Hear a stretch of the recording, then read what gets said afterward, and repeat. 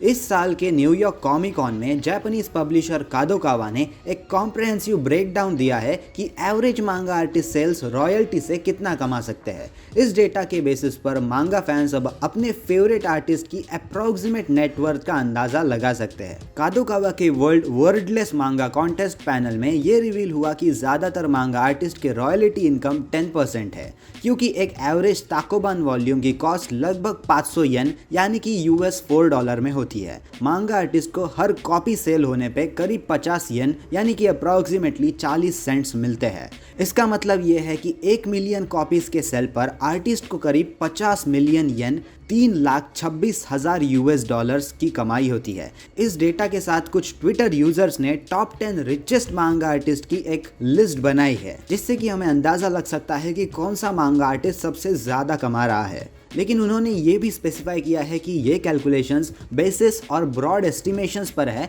जो कि ओवरसीज मांगा सेल्स की प्राइस वेरिएशंस को अकाउंट में नहीं लेते। सो इस लिस्ट के अंदर ये बिल्कुल भी सरप्राइजिंग नहीं है कि वन पीस के क्रिएटर एइचिरो ओडा इस लिस्ट में टॉप पर है, जिन्होंने अभी तक 516 मिलियन से ज्यादा कॉपीज सेल की है। वन पीस अगस्त 2022 से दुनिया का सबसे नंबर 1 बेस्ट सेलिंग मांगा सीरीज बन चुका है और तब से लेकर अब तक वो उसी नंबर पर है। दूसरे नंबर पर मांगा आर्टिस्ट है फूजी के एफ फूजियो, जो अपने साइफाई कॉमेडी सीरीज डोराएमोन के लिए जाने जाते हैं, जिसमें 300 मिलियन से ज्यादा कॉपीज दुनिया भर में है। ये सीरीज 1969 में डिबट हुई थी और वन पीस की तरह ही एक मैसिव मल्टीमीडिया फिनोमेनन बन चुकी है, जिसमें कई फिल्म्स, टीवी सीरीज और वीडियो गेम्स अडेप्टेशंस है। अगला क्रिएटर है ताकाओ साइतो, जो कि गोल्गो 13 के क्रिएटर के तौर पर जाना जाता है, जो कि एक लॉन्ग रनिंग सेनेन थ्रिलर मांगा है जो फॉलो करती है एक प्रोफेशनल असैसिन को। ये मांगा डोराएमोन से 1 साल पहले 1968 में बिग कॉमिक मैगजीन में रिलीज हुआ था।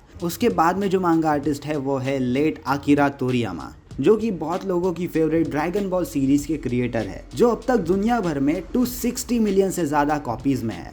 आर्टिस्ट के गुजरने के बाद भी फ्रेंचाइज चालू है। ड्रैगन बॉल सुपर के आर्टिस्ट तोयोतारो को तोरियामा का ऑफिशियल सक्सेसर बनाया गया है। फिर अगले जो क्रिएटर्स है वो है गोशो आओयामा, ताकेहितो इनो और मासाशी किशिमोतो, जो अपने सीरीज डिटेक्टिव कॉनन, स्लैम डंक और नारुतो के लिए मशहूर है। नारुतो का फैन बेस आज भी बहुत एक्टिव है, thanks to its latest instalment Boruto 2 blue vortex, जो अगस्त 2023 में डिबट हुआ है। उसके बाद में जो क्रिएटर आता है वो है रूमिको ताकाहाशी, जिनके कई बेस्ट सेलिंग काम हैं, जैसे उरुसे यात्सुरा, माइसोन इक्को और इनुयाशा। उनका रोमांटिक कॉमेडी हिट रानमा 1/2 रिसेंटली एक नए टीवी एनिमे एडेप्टेशन में स्टूडियो माप्पा ने एनिमेट किया है। उसके बाद में क्रिएटर आते हैं, उनका नाम है मित्सुरु आदाची, जो कि टच रिलीज के बाद फेमस हुए, जो कि एक इमोशनल स्पोर्ट्स ड्रामा मांगा है, जो फॉलो करती है एक यंग लड़के की स्टोरी के बारे में, जो अपने मरे हुए भाई के ड्रीम को ऑनर करने के लिए बास्केटबॉल खेलना स्टार्ट करता है।